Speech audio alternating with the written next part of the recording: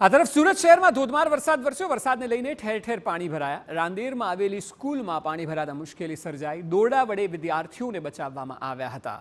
જ્યાં દોરડા વડે તેઓને બચાવવામાં આવ્યા, અચાનક પાણીનો ફ્લો વધી ગયો અને અત્યારે શાળાનો સમય પણ ચાલુ હતો અને તે દરમિયાન વરસાદ અચાનક પડ્યો। આપ જુઓ કે કેડસમાં પાણી છે। બાળકો સ્કૂલમાંથી બહાર નીકળવાનો પ્રયત્ન કરી રહ્યા છે અને જ્યાં વધારે પાણી છે ને એટલા માટે જ તેઓને દોરડા વડે બહાર કાઢવામાં આવ્યા છે। સગ્રામપુરાની આ ઘટના છે। તમામ વિદ્યાર્થીઓને સુરક્ષિત બહાર કાઢવામાં આવ્યા છે। દોરડાનો ઉપયોગ કરવામાં આવ્યો હતો કારણ કે કોઈપણ પ્રકારની જાનહાનિ ન થાય એટલે તેઓને ઉચકીને બહાર લાવવા તો જોખમી થઈ જાય અને ન જોખમ સર્જાય એટલે દોરડાનો સહારો લેવામાં આવ્યો, જેથી કરીને તેઓને સુરક્ષિત રીતે બહાર કાઢવામાં આવી શકે।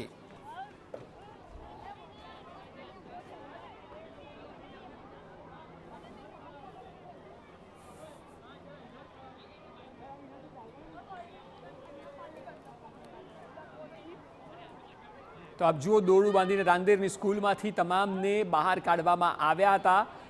અનેક માણસો ત્યાં એકઠા થયા છે, જે વાલીઓ પણ તેમાં છે, કારણ કે બાળકોને ત્યાંથી બહાર લાવવા માટે દોરડા સિવાયનો કોઈ સહારો વધારે રિસ્કી લાગતો હશે અને એટલા માટે તેઓને કેડસમાં પાણીમાંથી બહાર કાઢવામાં આવ્યા। મહત્વનું છે કે અમદાવાદ અને સુરત આ બે શહેરોમાં અચાનક વરસાદ વરસ્યો બપોર બાદ અને ત્યારે સ્કૂલને છૂટવાનો સમય હોય છે। જે બપોરની સ્કૂલમાં વિદ્યાર્થીઓ હોય તે 5, 5:30 છૂટતા હોય છે, ત્યારે તેઓને બહાર કંઈક આ પ્રકારે કાઢવામાં આવ્યા હતા।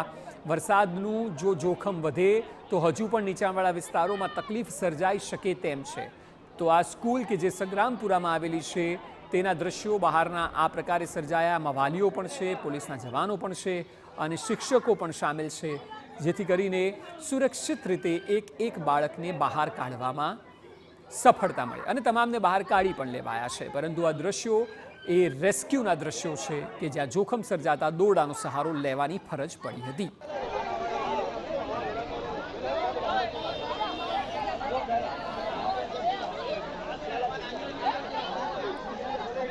થોડા સમય માટે થોડું જોખમ ભર્યું લાગ્યું હતું કારણ કે વાલીઓ છે, શિક્ષકો છે, તેઓ આ પ્રકારના રેસ્ક્યુના કોઈ જાણકાર તો નથી હોતા, પરંતુ પોતાનું બાળક છે એટલે કોઈ પણ ભોગે બચાવવાનું છે। ઉહાપો થોડો સર્જાયો હતો, પરંતુ ત્યારબાદ સ્થિતિ થાળે પડી ગઈ હતી જ્યારે એક બાદ એક બાળકને દોરડાના સહારે બહાર લાવવામાં આવ્યા હતા। આપ જુઓ, ત્યાં જે પાણી છે તેનું સ્તર કમર સુધીનું છે। આમાં કોઈ પણ નાનું બાળક હોય તો તે પાણીમાં ગરકાવ થઈ શકે તેટલું પાણી છે અને એટલા માટે સુરક્ષિત રીતે તેમને બહાર કાઢવા ખૂબ જરૂરી છે। દોરડું પકડીને તેઓને બહાર લાવવામાં આવ્યા। એક્સક્લુઝિવલી અમે આપને આ શોર્ટ્સ બતાવી રહ્યા છીએ કે જે આ 4 અલગ અલગ દ્રશ્યોમાં આપ સ્થિતિનો અંદાજ લગાવી શકો છો। વધુ માહિતી આપી રહ્યા છે સંવાદદાતા બળદેવ સુથાર। બળદેવ, ખૂબ જ જોખમી સ્થિતિ સર્જાઈ હતી, સદનસીબે તમામને રેસ્ક્યુ કરાયા છે, પરંતુ જણાવો આ સ્કૂલ ક્યાં આવેલી છે, પાણીની માત્રા શું છે, વાલીઓ શું કહી રહ્યા છે?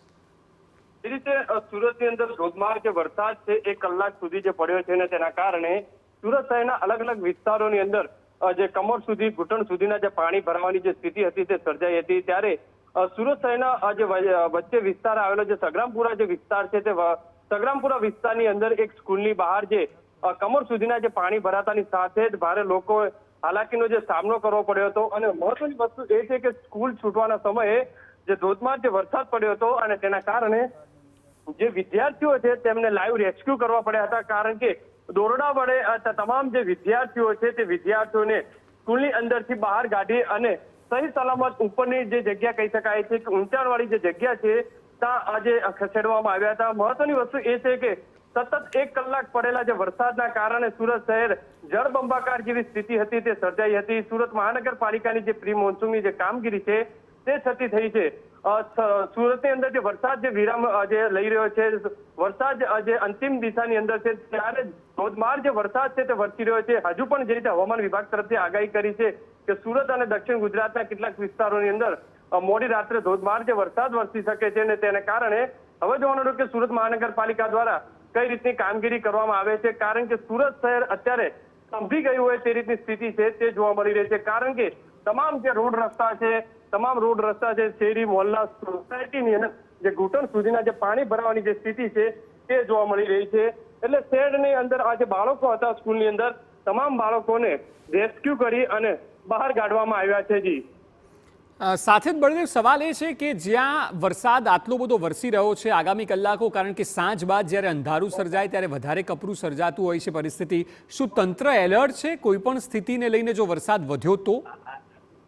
સુરત મહાનગરપાલિકા દ્વારા અનેક દાવા કરવામાં આવતા હોય છે કે જ્યારે પણ ભારે વરસાદ પડતો હોય છે તેને પહોંચી વળવા માટે અનેક સ્થિતિની અંદર જે પોતે જે મક્કમ હોય છે, પણ અત્યારે જે રીતે સુરત શહેરની જે સ્થિતિ જોવા મળી છે તે કંઈક અલગ જોવા મળી રહી છે, કારણ કે સંગ્રામપુરા જે વિસ્તારના જે દ્રશ્યો સામે આવ્યા છે કે સ્કૂલની અંદરથી જે વિદ્યાર્થીઓ જે ફસાયા હતા તેમને દોરડા વડે સ્થાનિક લોકો દ્વારા તમામ જે બાળકો છે એક પછી એક બાળકોને જે બહાર કાઢવાની જે કામગીરી છે તે કરવામાં આવી છે. સાથે ફાયરની ટીમ પણ ઘટના સ્થળ પહોંચી હતી અને તમામ બાળકોને આ પાણીની જે સ્કૂલમાં જે પાણી ગરકાવ થવાના કારણે તમામ બાળકોને જે બહાર કાઢવાની જે કામગીરી છે તે કરવામાં આવી હતી. એટલે ક્યાંક ને ક્યાંક લોકોનું જીવનું જોખમ પણ આ જે વરસાદના કારણે મુકાયું હતું.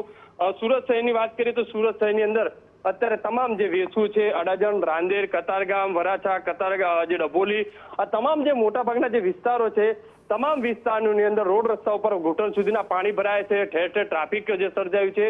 અક્ષર મહત્વની વસ્તુ એ છે કે અત્યારે જે પીક અવર્સ ટાઈમ કહેવામાં આવે છે, કારણ કે તમામ જે સ્કૂલો કોલેજો છે તે છૂટવાનો સમય થયો છે, ક્લાસીસ જે છૂટવાનો સમય થયો છે, ઓફિસની અંદરથી તમામ લોકો છે તે પોતાના ઘર તરફ જતા હોય છે અને તે દરમિયાન જે ભારે જે વરસાદ વરસ્યો છે ને તેના કારણે આ રીતની સ્થિતિ જે સર્જાઈ છે. જી બિલકુલ બળદેવ, આભાર સમગ્ર માહિતી બદલ.